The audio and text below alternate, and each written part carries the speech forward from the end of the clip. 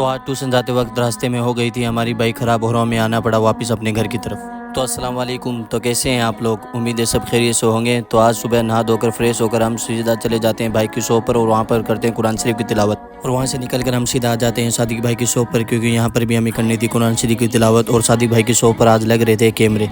और वहाँ से निकल कर हम सीधा आ जाते हैं अपनी खाला के घर, क्योंकि अम्मी को वहाँ पर कुछ काम था, इसलिए अम्मी को लेकर हम चले आते हैं अपनी खाला के घर।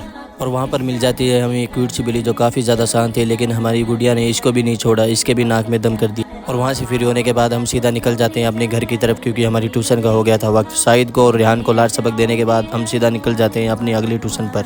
और अगली ट्यूशन के लिए हम जैसे ही निकले तो हमारे रास्ते में हमारी बाइक ने हमारा साथ छोड़ दिया, क्योंकि हमारी बाइक पंचर हो गई थी। इसलिए हमें बीच में ही रुकना पड़ा, क्योंकि हमें बाइक पंचर की दुकान का भी नहीं पता था। थोड़ी देर पूछताछ करने के बाद हमें एक बाइक पंचर की दुकान का पता चलता है, तो हम सीधा वहाँ पर चले जाते हैं। लेकिन वहाँ पर पहले से एक भाई अपनी साइकिल की पंचर निकलवा रहा था।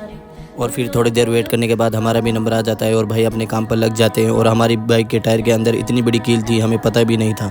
और फिर 15 से 20 मिनट की मेहनत के बाद हमारी बाइक एकदम सही हो जाती है, क्योंकि भाई ने पेंचर निकाल दी थी। और फिर 50 रुपये के काम के हमने 100 रुपये देकर हम सीधा चले जाते हैं अपने घर की तरफ, क्योंकि ट्यूशन का वक्त निकल गया था, इसलिए हम सीधा चले आते हैं अपने घर की तरफ। और फाटक के पास हमें मिल जाते हैं ये भुट्टे वाला, क्योंकि हमारी माहिरा को बहुत ज़्यादा पसंद है, इसलिए माहिरा के लिए हम 2 भुट्टे ले जाते हैं और साथ में मिलकर खाते हैं। इंशाल्लाह फिर मिलेंगे एक नई वीडियो के साथ, तब तक के लिए खुदा हाफिज़।